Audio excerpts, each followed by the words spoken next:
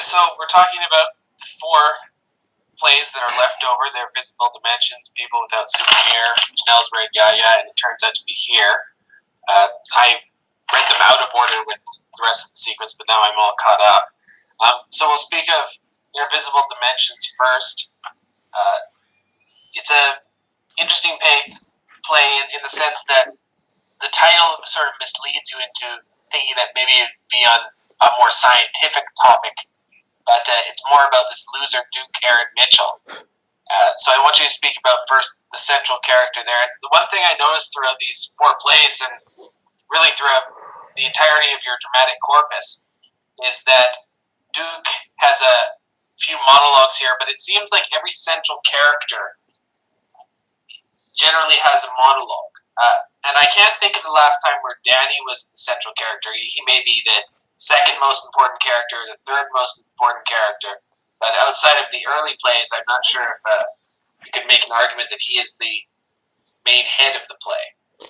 Well, it's sort of like, this play involves Danny Wagner has his own Biorama series, and he's getting the Duke Mitchell character to talk about it. So it's in a way like my interviews is. My Dan Schneider video interview series is Dan Schneider's show, but in any individual episode, I'm subservient to the people I'm interviewing. And in a similar way, Danny Wagner is the main character throughout the now 34 plays, but nonetheless, all the other characters tend to be the focus. I mean, Danny is sometimes the co-lead, like in A Woman of No Consequence, and you could argue in Janelle's Red Yaya, he's the co-lead, but he's never.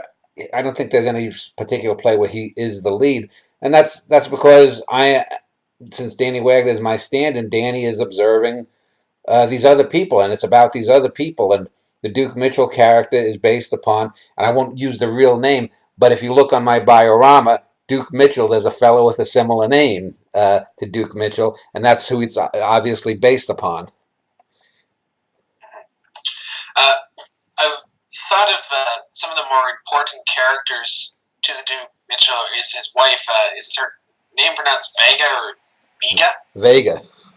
Vega. Like yeah. Las Vegas, so Vega. And then Sharona is his daughter. Yeah. She has a great scene later on and is well realized in that later scene. But the whole of the play, I didn't think that Danny was the main crux of the focus. His Biorama series does hold some interest, though, and we'll get to that in a moment. But it's mostly with his wife, Vega, and it's sort of like a what do you call it? Scenes from marriage for the working class in some ways. Their relationship is more real and less artificially based than the characters of Johan or Marianne in Scenes from Marriage. And they also are in the type of relationship where Duke is deluding himself and the Vega character is more in the know as to what's wrong with their marriage, although both of them have their own problems. Vega has sort of treated the relationship as a business relationship, whereas Duke has treated it with no respect and is constantly deluding himself and lying to others around him. Well, there are always links between the plays. Probably the play that this has the most truck with is Big Al's Gina. I mean, both Big Al is someone who is probably a decent guy. Yes, I mentioned, I actually have that noted here as callbacks to Big Al's Gina. But I think that this is, I don't know if it's as emotionally as devastating a play. No, it's because not. Because of the character of Gina being, her death leaves much more emotional weight, but it does have that sort of same axis. And I do think that the one element that it has ahead of Big Al's Gina is the character of Vega, which is, you don't really get to know that much about Al's wife in Big Al's Gina, whereas you do in this play. So it's reverse in many ways, where you learn about Gina, you learn about Al's surrounds, but you learn about Vega and Duke in this one. Yeah, well, and that's why it's called Big Al's Gina, because the play, I think it was someone else on the E-list who read it, might have been Laura Woods, or someone told me that the title was good. Oh, no, it was William Glass, I think, who read it. It was Thomas Evans. It was Tom? Yeah. Okay. Okay. Well, so Tom, yeah, because Tom had said that's why it's called, because the play is about Gina, but through Big Al, filtered through Big Al. And in this play, Duke, Duke's main personal, I guess, trait is that he's constantly trying to change who he is. I mean, he's a black guy who pretends he's not black, um, and that's one of the things that's the most, kind of odd and bizarre about him and the whole play. Um, and he's got this wife, and he's got a girlfriend on the side, and we have he doesn't take his job too seriously. He's basically hanging out with the guy at work, and they have some conversations that are both inane but revealing, because in the inanity of the two characters, with the sidekick character, the underling, being pretty much a dope, it reveals a bit more about who Duke really is, because Duke is he's not really a con man. He's just he's too nice of a guy to be a con man. He's more or less just someone who's uh, too high on himself, and this causes him all sorts of problems. And by the play's end, he sort of unravels, and the play sort of ends with him being confronted by, to use the trite term, his own demons, his own inner demons, and whatnot. What do you think of his relationship with Vega? What do you think of the character of Vega? Because you said something interesting that I don't know if I necessarily got in the reading, which was that he's too nice of a guy, when he seems sort of the antithesis of that to me in many of his interactions with other characters. But what do you think of Vega? She sometimes is very shrill. However, it's sort of necessitates based on the basis of their marriage and how it's gone awry. Well, and they shouldn't be together.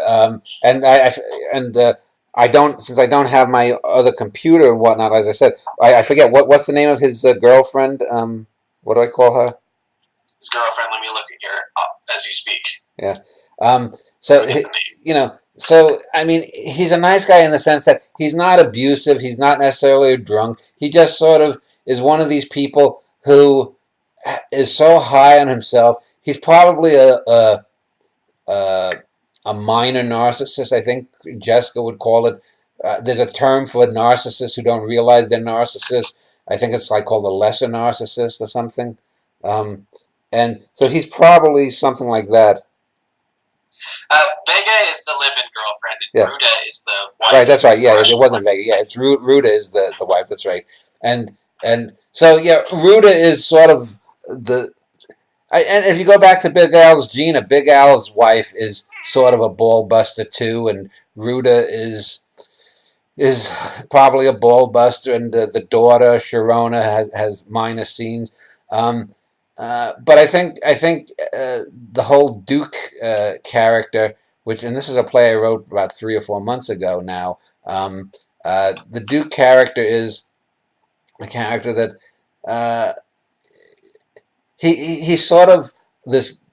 He's sort of a lightweight character. He doesn't have any real particular depth, but he thinks he does. He thinks he's smart. He thinks he's deep. And yet we're constantly seeing these little scenes and these revelations of the lack of his depth. So one of them is in the Biorama interview. He says that he has the soul of the poet. Yeah. And Dan calls him out on that. Danny, rather. Yeah. Saying that, and the example he gives is an illuminating one in that Danny Wagner has lived his whole life, and no matter what he's been doing, he's always been writing. And whether it's poetry or what have you. Whereas Duke has never done anything of that sort. He doesn't have a poetic soul in any sense. Yet he's uttered a deadly cliche, and it doesn't even apply to him. Yeah, and that's part of his cluelessness. And he's one of these people that, you go into any walk of life, and you can be in business, and you can see someone who thinks that they're a budding Donald Trump, or they're a budding Bill Gates, or Steve Jobs, or any of these people who for however they've done it, made lots of money, but really they're just a middle manager. Or you see people who, for example, are average looking, but think that oh, they're gorgeous. I've known numbers of women like this.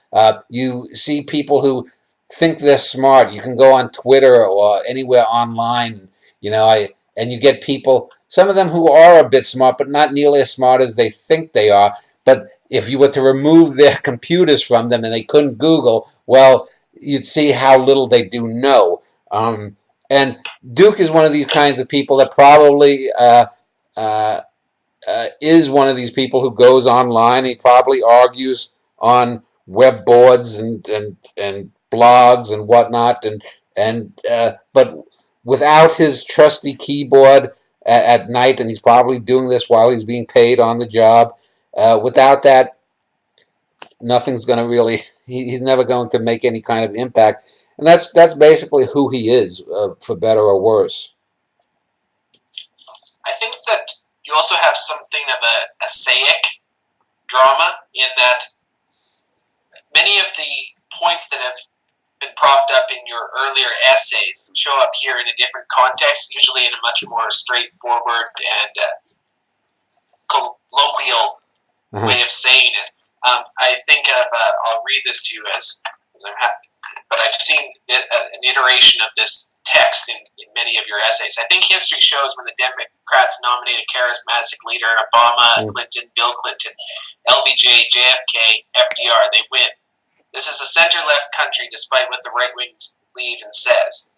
But when the Dems nominate shit like Hillary, Kerry, Gore, Dukakis, well, they lose. I mean, it's such a simple formula. Presidential elections are always the Democrats lose, and they are good at losing elections they should win.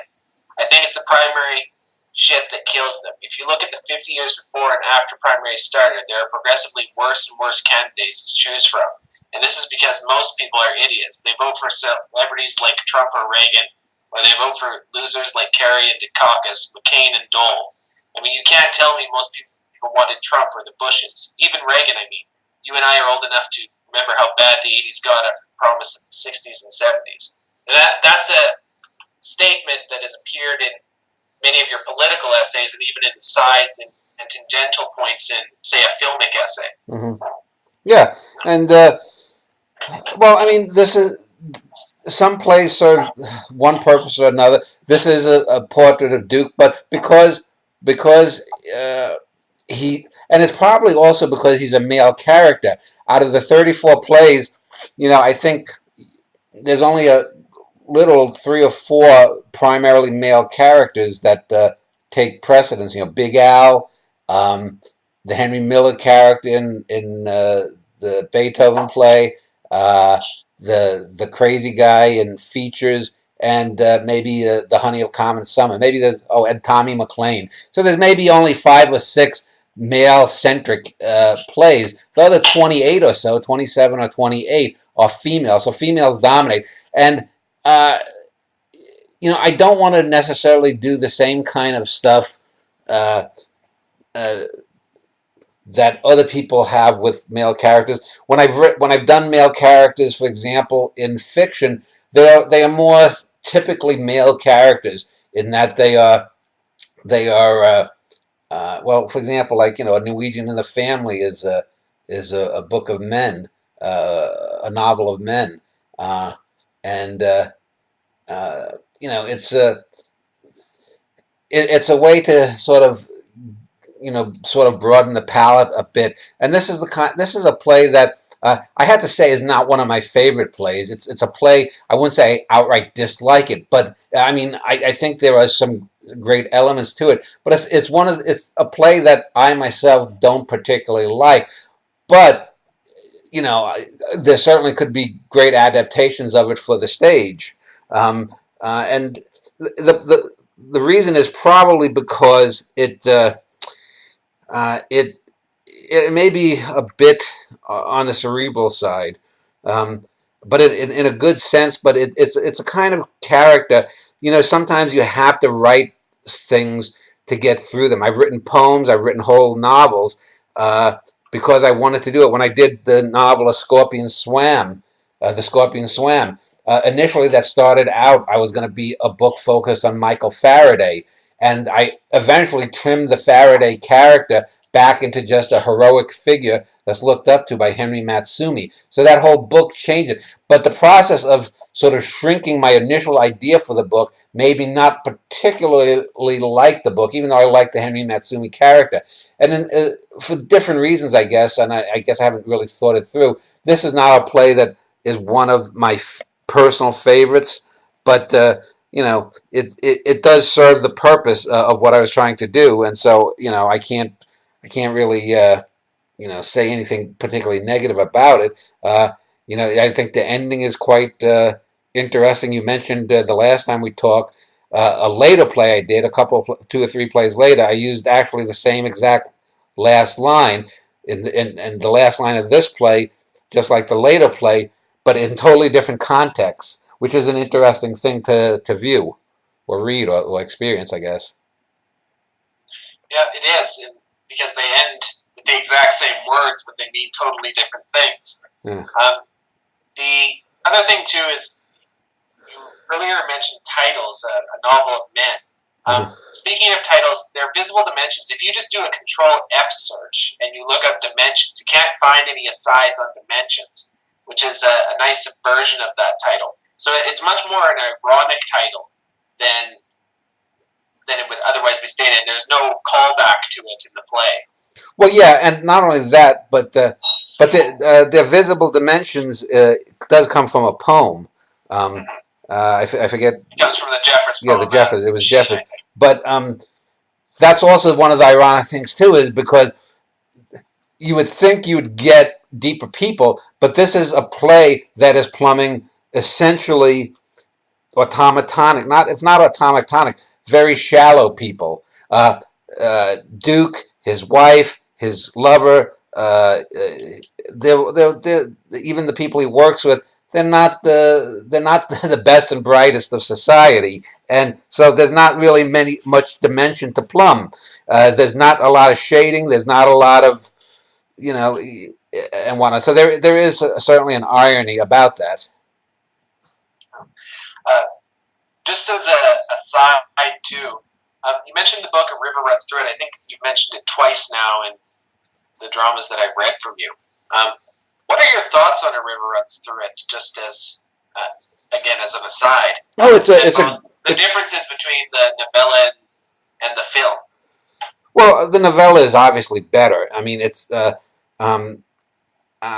think there were a handful of minor changes. Off the top of my head, I actually rewatched the film and reread the book probably around the time I was doing this in January, I guess it was. I think this play. When does it say at the in the headers and footer? I think it's January 24th. Yeah. So sometime in mid-January that I rewatched it, and it's one of those things that when I'm doing any art, whether it's books or whatnot, a lot of what I'm reading falls into it. You've mentioned before how we've had conversations, or I've mentioned something happened to me at work, or I saw a dying bird or something, and that makes it into the next play and whatnot. And that's one of the things too, is that a lot of writers don't do that. And so there is a living, breathing quality of what is happening in Dan Schneider's life in whatever work he's doing at that moment. So I had watched this probably a week or a few days before I started the play, and I had some ideas about it. And there are probably some other little things that subconsciously worked their way into it. But as far as Norman MacLean, that's his best work. I've read a few other of his short pieces, and they're good, solid writing. But this is the only thing that's transcendent. In a sense, Norman MacLean, in that way, reminds me of Bruce Ario. I don't know, have you read Bruce Ario's novel, City Boy? City Boy, yeah. Yeah. And now, I don't know if he's ever sent you any of his other plays or whatnot, but they're creaky, they're crotchety, they're trite. And just like with his aerial form poems, you could read 10 or 12 of his best airs and say, my God, this guy is brilliant. And then you read the next 200 and you're like, oh my God, this is shit. And Norman MacLean doesn't bottom out the way Bruce does. But by the same token, Norman MacLean only has that one novella Bruce has his one novel, and Bruce also has probably 30, 40 plus great little 10-line areas. So, but it's one of the great published novellas out there. It deserves the. I mean, it's almost infinitely quotable. I mean, there are probably about 120 to 100, maybe 100, 120 great quotes you can get from that book. So yeah, I mean, it's probably, from what I've read, it's probably the best novella I've read in the published world. Yeah, it's certainly there. He has a quality not too dissimilar from Lauren Isley in his essays in terms of distilling moments. Yeah, but with a much more of a character focus. Isley was more about getting into his own mind and externalizing it. Yeah. Whereas Lean was really adept at getting into his brother's mind. Yeah. And it's interesting how that develops too, where it leads up to the revelation that Paul has died, and it's as if you can feel that he's been sort of procrastinating that moment. Yeah, and yeah, it's a great little book, 100, 120 pages, whatever it is.